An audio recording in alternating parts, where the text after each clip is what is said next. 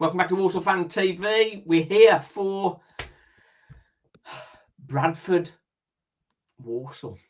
Bit nervous about this one after the recent performances. To piece it apart and to discuss all things Walsall and the preview for the game, we have our League Two specialist, or our EFL specialist, Gabriel Sutton. Hi, Simon. Great to see you. Thanks for having me on the show. It's good. Always good to have your wisdom. And before we get into what's going wrong at Walsall, we look at Bradford a little bit. 11th in the table, on 13 points, just 2 points more than Walsall after their win away to Newport on Saturday. They had been in the doldrums a bit. A 1-1 draw with Harrogate at home, a 1-1 draw with Grimsby at home, and then perhaps not such a bad result, a 0-0 away to Mansfield. Andy Cook returns from injury, and then all of a sudden, all in the gardens rosy. So, answer the question: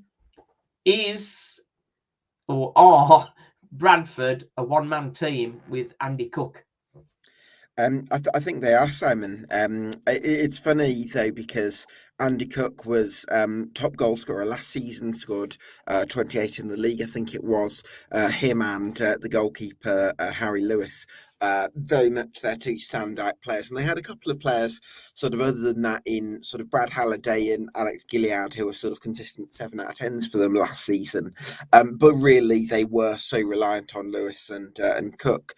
And then this season, I think part of the reasons why they've kind of underperformed so far is because Lewis hasn't been able to recapture last season's form. And Andy Cook, actually, before he got injured, he was a little bit off his previous levels. Then they were without him. They played a veteran in Matt Derbyshire. I think they had Chisma Foka, one of the lads they've got on loan, sort of playing as an auxiliary striker. They tried lots of different things to sort of go without Andy Cook. But actually, once they brought him in, as you quite rightly mentioned, he scored a hat-trick in that 4-1 victory at Newport, and I think they'll be hoping that can be the thing that sort of catalyses their season. But I'm not convinced by Bradford, I have to say. I think that they, because they carry the name Bradford, people are obviously going to expect big things from them. But actually, the CEO there, Ryan Sparks, has said they're a self-funded club. The owner's not put a penny of his own money into the club. Stefan Rupp, this is. So actually, it's not a great time for Bradford City. I think they're going to struggle to get into the top 7, and I certainly think they're beatable.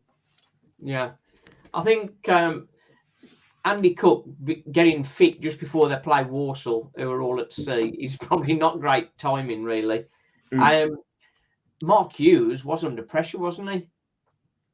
Yeah, I suppose so. I think with Mark Hughes, in his first full season, there was kind of a sort of an aura about Mark Hughes because Bradford City fans who would either watch Mark Hughes as a footballing legend in the 80s and 90s, or watched him as a Premier League manager in the sort of noughties and 2010s. And there was that, wow, we've got Mark Hughes as our manager type of thing. Whereas this season, I suppose there's an element to that novelty wearing off. And to be honest, from my point of view, I kind of fear that there's the danger that Hughes ends up getting overtaken by maybe younger managers at this level, more up-and-coming managers with sort of fresh ideas. So that will be my feeling on it. I've not been, he did reasonably well on paper to get them into the playoffs last season, but as a sort of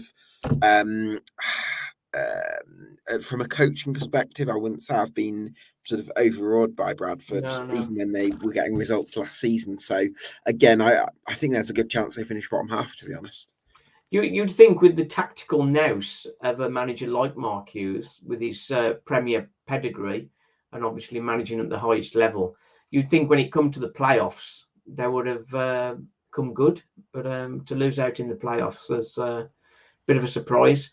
And as you say, it's the paint is wearing off now, and they say underneath that actually he's not that good a manager, and he was relying on sort of big players, and he's doing the same at Bradford with Andy Cook. and we know what a volatile character Andy Cook is. So another injury for Andy Cook would pretty much put paid to them finishing top half, I think. And easily he could probably, if things aren't going well for Bradford and he's carrying the team, it could be he has a bit of a falling out.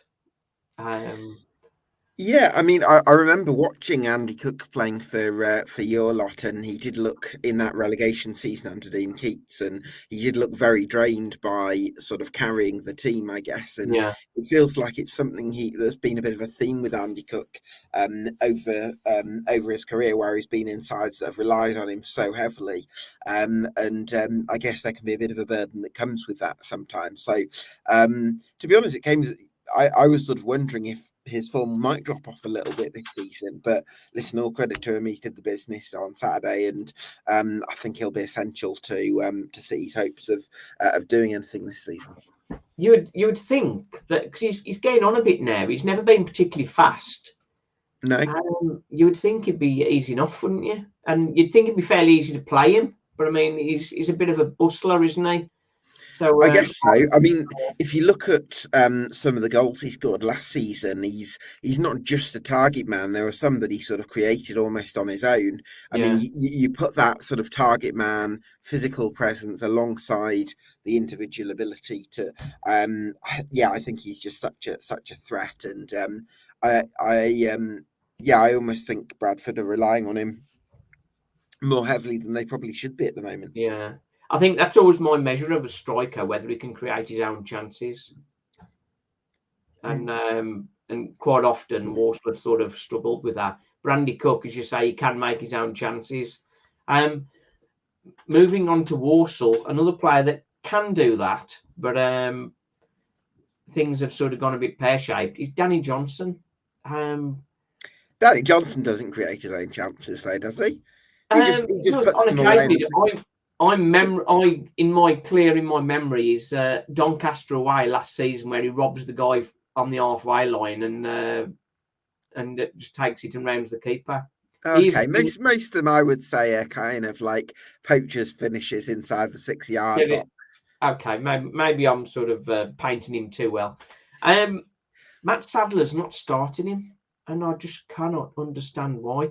There's a couple of rumours around that. One is the Walsall are very much focusing on fitness levels, and he's not been hitting the top of the charts for his fitness, and because of that, he's not been starting him. Which for one, I think that is a little bit mad when you've got your most natural goal scorer and your most lethal force, and you're not putting him on the pitch. Seems madness to me. But I mean, So you've got Freddie Draper, who's obviously in really good form. yeah. Jamil Matt struggled a bit this season, hasn't he? Jamil Matt's had one or two cameos. I think he's struggling for fitness as well. So remind me who's been playing up top with Freddie Draper then? Well, we've had at times we've just had the one up front. Okay, right. But he's sort of had Draper and Matt alongside him, and then he's switched it and put Danny Johnson alongside him and Tierney alongside him at one point. We just don't seem to be using Danny Johnson in the right way. A bit of a rumor came out, and I think it's total garbage, to be honest. And that was the Matt Sadler. Danny Johnson doesn't fit into the style of play he wants to do, but like he's your largest earner and your most potent strike force. Like for me, any manager, you build your side around your key players. Well, when Pep Guardiola first went into Barcelona, he dropped Ronaldinho and Deco, and you could have quite easily leveled that at him, saying why aren't you? So managers, the best managers get credit when they are prepared to drop big players in order to have the synergy of a coherent side. Now, if any idiots listening think I'm comparing Matt Sadler to Pep Guardiola, obviously I'm not. But I'm making the point that Well, you're showing the stark contrast, I think. well, I'm showing. I think that there's good. I think sometimes good managers are prepared to make big decisions, I guess, and when they go well, they get praised for making brave decisions or standing by their principles. And when it doesn't go well, people say, "Why aren't you playing your best players?" So I do feel like there's a little bit of outcome bias attached to this, personally. Actually, two of the games that Danny Johnson didn't start, we actually won, home to Colchester and away to Salford. So I suppose in that respect, he's sort of he's proven his point. But on an ongoing basis, generally you want to have your big players. Well, it depends. It depends in the whether he fits into the style that Matt wants, because sometimes you can have a particular way of playing, or a particular dynamic that you want to try and create, and a player, they might be really good at certain things, but they don't fit into. And not listen, Nigel Clough's a great manager. He's doing really well at Mansfield Town at the moment, and he wasn't particularly big on Danny Johnson. So I don't necessarily.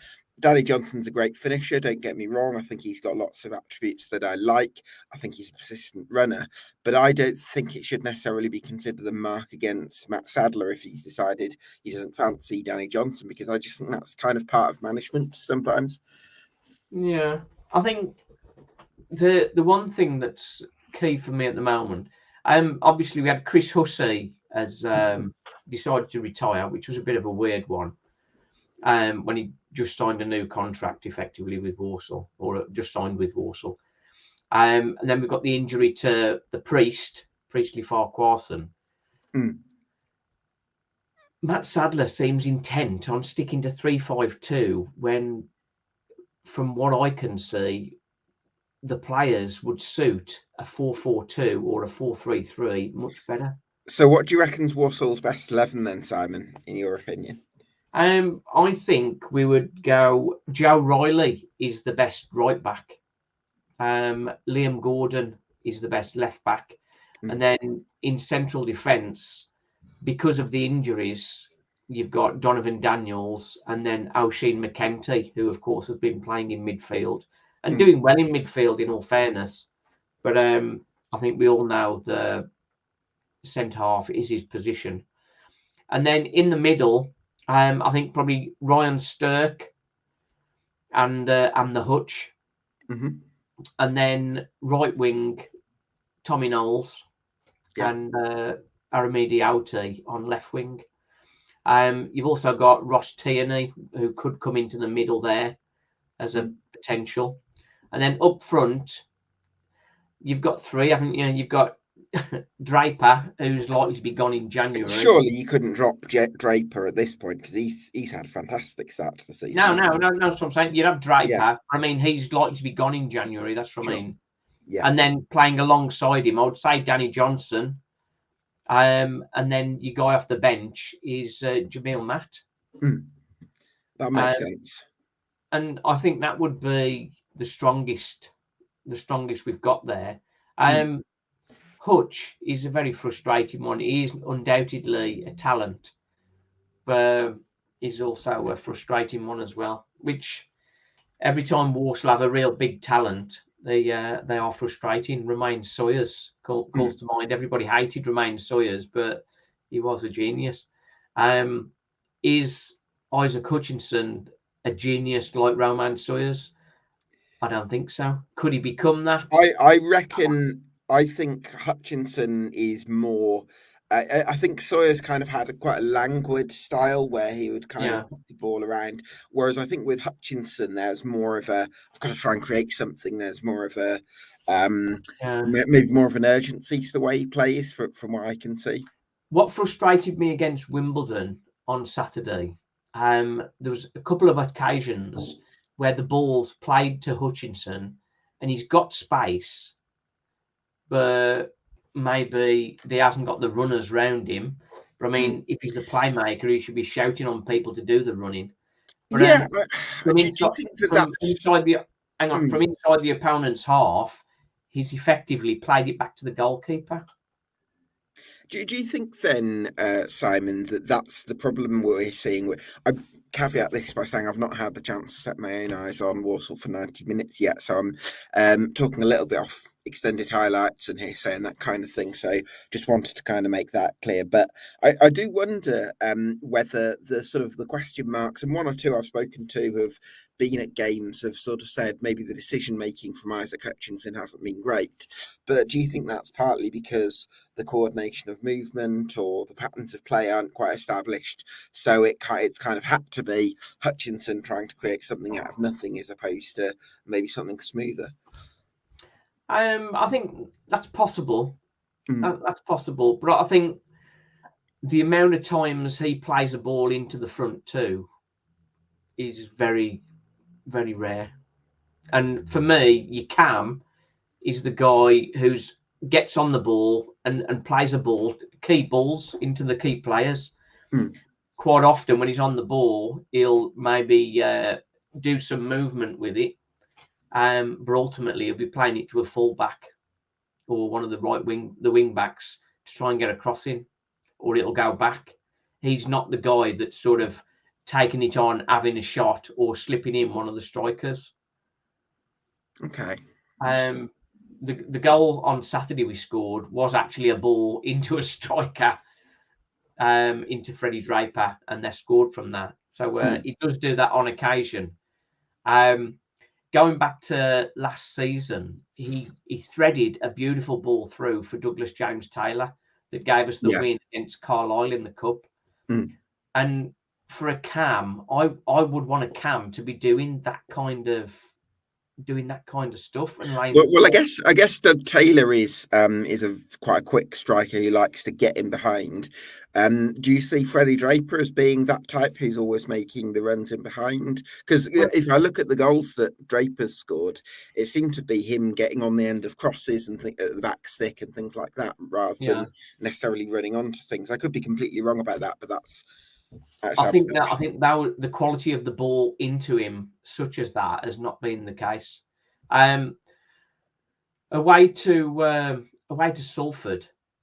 What It was was across from the right for that one, wasn't it? It Yeah, kind of that was a good head from McKenty Cross. yeah. But the second goal, Draper pretty much he had the ball on the edge of the box and just drove through. Evaded a couple of challenges, and then the keeper saved it, and McKenty followed up with a goal. But I Mm. mean, he created that pretty much all himself there. Interesting. Got folks were sort of supporting and So, so, helped so, on. so basically, we're saying we want more creativity from Isaac Hutchinson. I suppose what I'd be curious about, we've spoken, Simon, about Walsall's main area of strength being the depth in midfield. Do you feel like, I think that the important thing to creating a chance is not having one player who creates something out of nothing. You might get a few goals from that, but that's not necessarily creating chances consistently.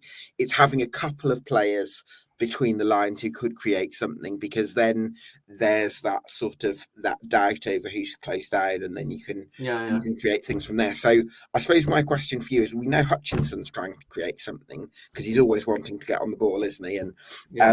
so who else are the ones that are kind of, is there anyone else stepping up or trying to create something? I would say McKenty has been doing that, Okay. but for when you're playing 3-5-2, you want your wing backs to create, and the wing backs are just creating very little. Occasion Well, Gordon, I've seen one fan who said Gordon's been one of Warsall's best players so far this season. yeah, but if you look at the facts, how many assists has he got? Well, do you necessarily judge attacking productivity just by assists? Because sometimes you can put a great ball in that doesn't get. Um, Yeah, I think on occasions, he, I think he is fair, he is solid, and on occasions he does get to the byline with the ball. But I mm, mean, all too often he's holding back and doesn't sort of look for that ball. There was a match recently. I don't think it was the Wimbledon match. It may be in the previous game. Hutch has the ball about 25 yards out on the left-hand side, and there's a great big gaping hole between the fullback and the defending midfielder. and he's screaming at Gordon to dive into that gap so he can just play the ball through, and Gordon is just holding the line. Which is surprising because we know Gordon's a natural athlete who Yeah, you would think would back himself in those kind of situations, wouldn't you? Yeah, I think if you're going to play with wing backs, your wing backs need to attack. And I mean, Knowles, I suppose, is a really attacking right wing back because we're talking about he should be yeah, playing further forward, aren't we? So, yeah, do you know, I watched, I'm sure I watched Knowles a couple of times last season, and one of them was against Rochdale, where he played as a sort of forward, maybe just slightly withdrawn, yeah, and the other time was as a right wing. Was it right wing? Yeah, it was right wing back against Mansfield after Liam Bennett had been recalled. yeah, And I actually thought he was a lot better as a right wing back. Now, those are only 2 games. I know you've seen. yeah. You go every week and everything, but I do wonder, he's got that kind of effervescence. He can sort of run, Tom Knowles, I think, but he doesn't make it look like he's putting effort in. It's like he kind of Yeah, has yeah. that light. He's light on his feet. Maybe perhaps Sadler wants that sort of deep from a deeper starting point, possibly. Yeah, I think on occasions, yes, he does fulfil that as right wing back. It's just up front, it's just not coming together. I think as good, everybody loves Tom Knowles, and people won't like this comment, but again, what is he actually creating? How many goals is he creating? That's the problem. Right. That's the problem. The thing is, with Walsall, we started off this season playing a much more attacking style of football, much more entertaining to watch, and everything felt positive. But since we beat Salford, it seems to have sort of taken a big drop. Do you think though, Simon, that because from the outside it seems to me that you'd in the opening month or so of the season you'd Yeah, relied a little bit on the individual quality of Isaac Hutchinson and Freddie Draper, and not necessarily like the game against Colchester, for example, was supposedly a really even game that could have gone yeah, either way, and it was that moment of quality from Isaac Hutchinson that won it, but Hutchinson yeah. can't do that every week. So No. does that suggest Walsall need more of a coherent plan to actually try and create those chances? Um, as I say, the wing backs have got to create more chances. The wing backs have got to get more involved in the game going forward, and they're holding back. I think that's part of the problem. Do you think Um, it's a tactical thing that they're holding back, or do you think that it's well, a confidence thing? I Or don't know. I spoke to Liam Gordon near the end of last season, and it was like whenever you go past players, you seem to fly past them, but you never seem hardly ever take a player on. And again, when the likes of Hutch or Sturk have got the ball, he should be looking to run through and go behind, and he just doesn't. He just holds the line and sort of stays in his own half. And we had exactly the same with Wes McDonald. Wes McDonald had lots of ability, but he just seemed to hold back all the while. He would never.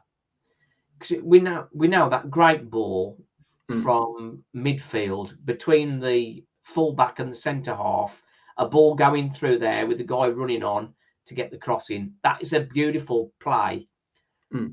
and Warsaw very rarely do that. And to see when it's on and we don't play it is even more frustrating than not seeing it at all. So to answer the question, then, do you think it's a confidence thing, or do you think it's a tactical thing?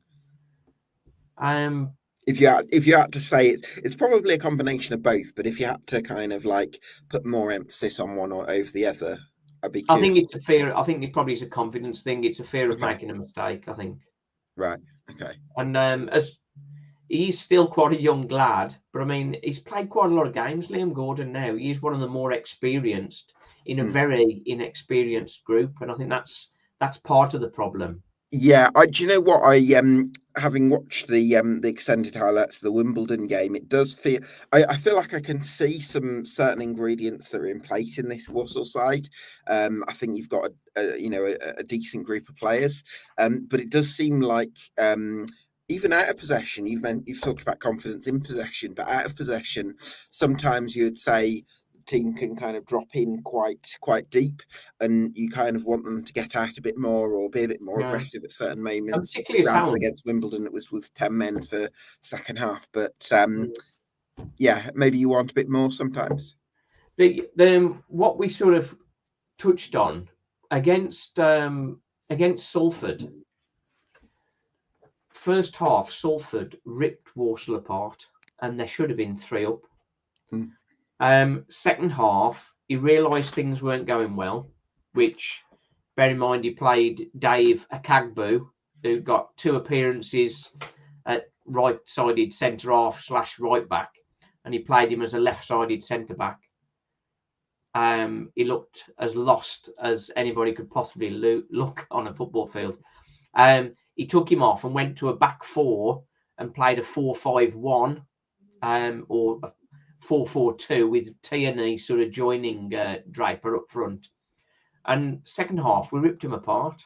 Absolutely ripped him apart with a solid 4 at the back, with a very active midfield, working with the striker. And after seeing the way that game transformed, to then go on to Swindon, who are a free scoring team, to go again 3-5-2 and get exposed again.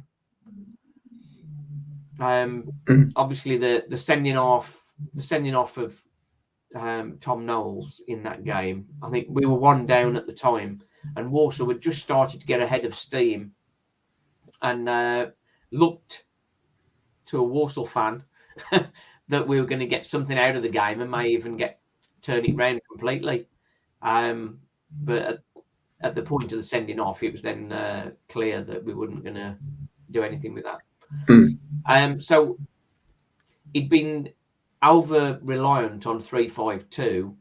He changed to 4-4-2 or a 4-5-1 variant and dominated the game second half. And then in the next game, he went back to 3-5-2 and it failed and didn't change it. And Is that the solution then, Simon, for now for Walsall to actually go to the a sort of 4-3-3 or something similar to that as a means to, or I think so. 4-4-2 with Tierney? We just haven't got the players to play 3-5-2. If you have Priestley, Farquharson, Donovan Daniels, and Chris Hussey as a back 3, then playing a back 3 makes sense. But then you've got to make your wing backs work. But when you've got Priestley, Farquharson's out for at least 4 weeks and Hussey's left, you're just left with inexperienced centre halves alongside Daniels. You'd be crazy to put 2 inexperienced defenders in a back 3. That's madness for me.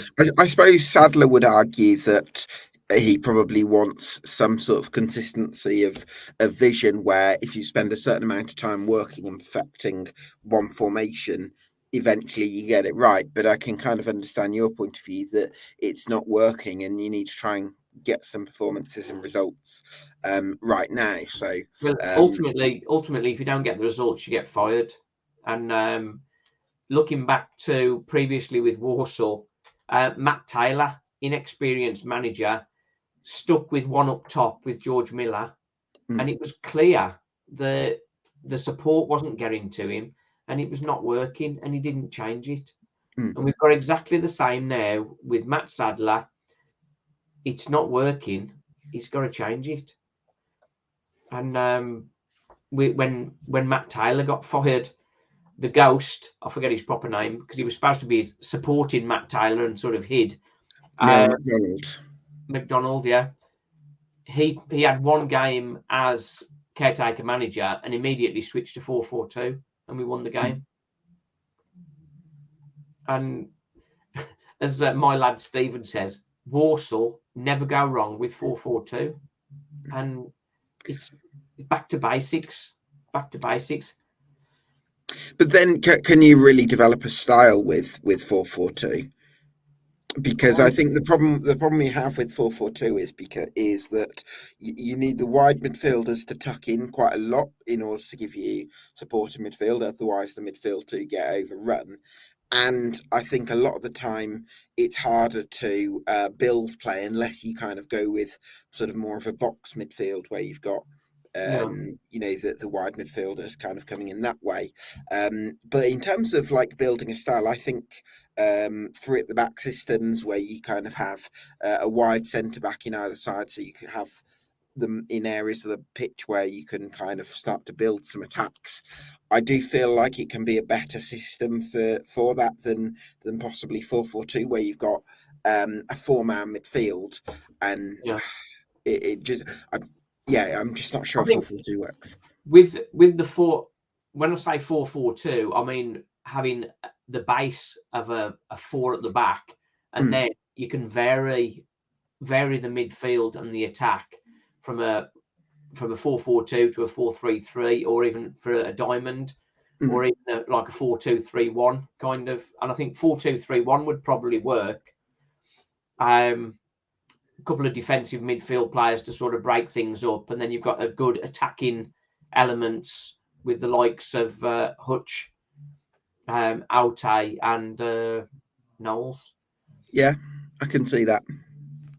It's it's a frustration really, because I thought Warsaw were going to sort of challenge top half and hopefully sort of get into the top seven. Well, what do you do you think that there's a case that you might be able to sort of invest in January and put to possibly improve the squad and maybe I give mean, Matt Sadler but what he wants? they've spent a lot of money. Warsaw have got the best squad I think they've had for a very long time. Midfield is certainly strong, isn't it? Yeah. Um, The thing I think I say strong. I think we've got more quality in the team, but it is quite an inexperienced team, and I think that's part of the problem. I think when Brandon Comley's fit, that may sort of help make the midfield a little bit more stable. mm, Um, with what he's trying to do with McKenty, and McKenty has done well in midfield, but ultimately he is a centre half. And when would Brandon Comley do a better job in there? And Jack Earing, like when they're fit, mm. what's going to happen with our Well, team I suppose defensively? you can't criticise Matt Sadler for playing Comley and and Earing when they're injured, can you? I mean, No, no, I, yeah, I think listen, let's hope Jack Earing coming back can make a difference because he's a good technical player, isn't he? He's got a lovely left foot on him, I think. yeah. And to be Taylor Allen, he's never looked particularly. Oh yeah, was he playing left centre back the other game? Yeah, yeah, he was. Yeah, Interesting. Yeah, um, because he's normally a wing back, isn't he? yeah. He's done okay, to be honest. Mm, I think he's helped out the defence a few times because he's got decent pace. But he did get sent off on Saturday, which I thought was a harsh one. But on detailed analysis, I think it was probably right. right. But if you haven't seen the clips on that, I'll put a clip out on a YouTube short for that. Mm. So let's talk about Matt Sadler then, Simon. I'd love to hear kind of get your sort of perspective on it because I do feel like Walsall have had um, it's four seasons at this level now, and your best season was under Darryl Clark, finished Yeah, 12th. I think it was the first season down, wasn't it? But I just feel like it's been a big rebuilding time for the club. Now, I'm not necessarily sure that the club made the right decision in appointing Matt Sadler because I think if I was in their shoes, I would have wanted to have sent the message of this is a new era for Walsall Football Club, and I think you can kind of communicate that better with an external appointment rather than yeah, an internal appointment who's been part of the club over recent struggles. But I think seeing as the club have committed to Matt Sadler, and I do trust that Ben Boycott does have a vision for the club with the way that he's communicated with supporters, I would like to see the club sort of rally around him and just give that opportunity to show what he can do, maybe over a couple of transfer windows. And obviously that means that he's got to show a bit more in terms of maybe adaptability at certain moments, or coaching a clearer style of play. Either of those two things I think are going to be really important. But I just feel like, seeing as the club have committed to Matt Sadler, it hasn't worked out with a lot of managers. I'd like to see him be given an opportunity to show what he can do, because otherwise you don't want this sort of complete circus of manager turnovers. Well, that's it. I think you need to be able to stick with a manager and give him time to work his magic, as it were. But I've just got a comment on the board there. The board appointed Sadler as he bought fully into the football identity they wanted to see, but I've yet to see what the identity is. I think Walsall's identity at the start of the season looked very good, but it just seems to have, this last couple of games, seems to have just disappeared. I mean, it's interesting, isn't it? Because on the one hand, we're criticising Matt Sadler for not establishing a clear playing identity, and on the other hand, we're criticising him for sticking with a formation that in recent games hasn't necessarily delivered the desired results or performances. And I do wonder is there an element of an inconsistency there, where either Matt Sadler's too stubborn to change anything, or Matt Sadler hasn't been able to home in on a clear playing identity, because they seem like very separate criticisms to me. Well, I think if you were very clear that you were going to play 3-5-2 without doubt. Yeah. Now, as we both know, in 3-5-2, the key players, or some of the very key players in that, are the wing backs. So within the transfer window, you would have bought in a dedicated wing back, and he hasn't done that. Well, I suppose he was putting a lot of faith in Tom Knowles, wasn't he?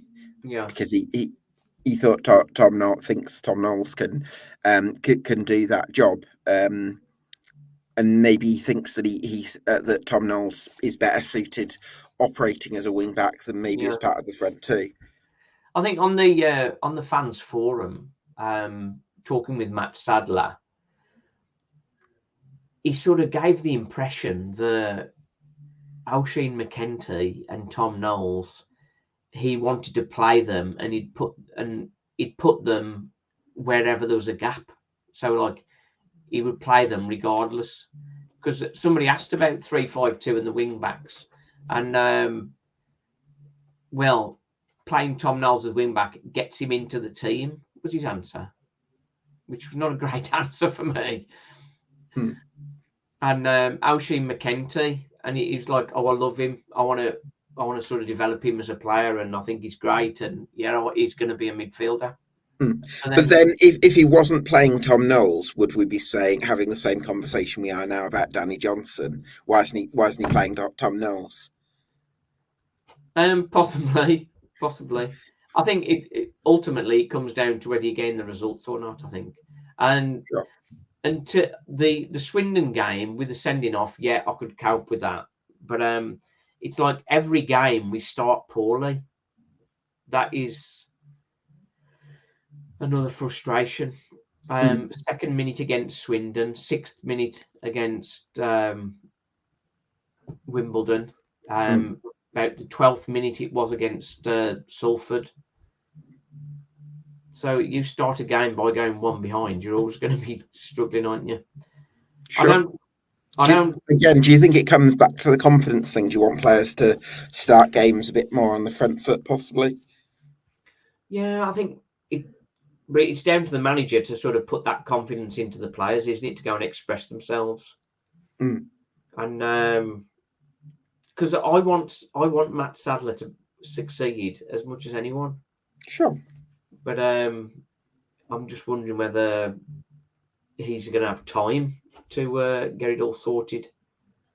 and whether he's the guy that will be able to get it all sorted or not. But with what's happened with the defenders and with Hussey and the So Priest, when's the lad you got from Newport back? for Priest. Carson, Fuck, I think. um, that's unclear, but it's going to be at least 4 weeks, Okay. which is a big loss to Walsall. So Because you've when they got were to playing try and come him, up with a temporary solution for the next month to try yeah, and get you by until yeah. Farkason comes back. But playing on the front foot and attacking teams, we've sort of not done that. Swindon, we should have attacked Swindon, and we're sort of just trying to contain them, which is fair enough away from home. But when you go down 1-0 in the second minute, you've got to change it. You can't sit still hoping it's all going to change. Yeah, it's a I know tough we time. sort of run over our planned time. Just got one comment from Ozzy. Everybody questioned Gabriel, but he was spot on about Walsall. Average at best. Good players, poor manager with poor tactics. Well, let's see. I mean, we're still at a really early stage of the season. For me, I think given how competitive League Two is this season, It is and league, given yeah. that it's Matt Sadler's first season in management, I see this for Walsall as a building campaign where, of course, you want to see results and you want to see some signs of progress. But I think it's a lot to ask Walsall to challenge for the playoffs this season, personally. So, Yeah. but I think the league is going to get weaker in future seasons. So for me, this season is about making sure that you're ready to capitalise in those future seasons. And listen, some fans might not want to hear that because, you know, they want to feel like their team has a chance of doing something this season. And that's why you pay the money to go there. I totally understand that. But equally, I've spoken to Walsall fans who've said there's been problems at the club for the last 15, 16, 17 years, even Yeah. even sort of through the Dean Smith era where results were quite good, but so I do feel like this is a time of change for the club. You've got Ben Boycott who's come in. I really like some of the things that he said and the way he's Yeah. communicated with fans, and I'm confident that you're in the right hands. But this is still, in the grand scheme of things, a massive rebuilding stage for the football club. Yeah. I don't think that can be underestimated. And you've got Matt Sadler. The club's committed to Matt Sadler. He's in his first job. I think you've got to give him a bit of breathing space, cut him a bit of slack, and just give him some time to work things out. Now, obviously, he's got to honour that by overseeing some progress and stamping a bit of a clearer identity on this team, / maybe changing things, which how conflicting though Yeah. that seems, but some sort of improvement in terms of performances. But I do think fundamentally, I think patience is the order of the day. Yeah. I think if Walsall can stay around mid-table and don't drop any lower than 16th, I think people would see that as a good progression. A comment from Paul. He said at the start of the season, I'd be happy with a top 10. It's another building job, but top 10 is going to be a challenge, I think. Yeah, I mean, I think it's more about, are we building a team for future seasons as well? Because Yeah. you could finish 10th with an awful style and old players who Yeah. aren't going to be there next season. Is that more successful than finishing 15th whilst building a style and bringing in some players that can Yeah. really become useful? So I think that yes, league position comes into it, but you also want to feel like you're sowing some of the seeds for Yeah, what's to come. I think Ben Boycott and the Trevella Group, I think, is definitely a major step in the right direction for Walsall. 100%, yeah. And the budget is much stronger budget than it's been in previous years. And maybe we just need to give Matt Sadler time. And I mean, allow I do allow trust him to that make as much mistakes. as I'm not sure I would have made this appointment if I was in Ben's Yeah. shoes, I do trust that he's made that appointment while seeing a lot of potential in Matt Sadler, because I can tell that from the way he's communicated some of his ideas that he's put a lot of thought into this appointment and it wasn't just sort of the easy option. So Yeah. I think let's just see. Let's let's maybe reassess things at Christmas, depending on where Walsall are. Perhaps you can have me back on the show if you want me then. We can sort of talk about things then. But for now, as I say, I think it's a question of patience, personally. Yeah, patience. Yeah, it's, as you know, and again, another comment from Paul. Football fans aren't particularly known for patience, are they? It's true. Finally, just as we conclude, match prediction for Bradford Walsall on Saturday. Oh, are you away? You're away at Bradford, are you? Yeah, I'll go for a 2-2 draw. 2-2 draw. I would hope Walsall would be able to steal something, but if we can stop Andy Cook scoring, you never know. I'd like a 0-0. That'd be nice. That's clean sheet. Yeah, we haven't had many of those. Right then, thanks for joining us, Gabriel, as always. Cheers, Simon. Great to chat, mate. The joy and the pain. When will the pain end? When will the pain end? Who knows? Right then, I've just another comment here from Jim. There doesn't seem to be any confidence. Very formulaic approach. That's challenging my diction. Pass back to the defence and kick it up. Yeah, that's a team lacking in confidence. Just play the long ball, don't they? Right then, but we'll leave it there. Okay. Thanks for watching, everybody. Cheers.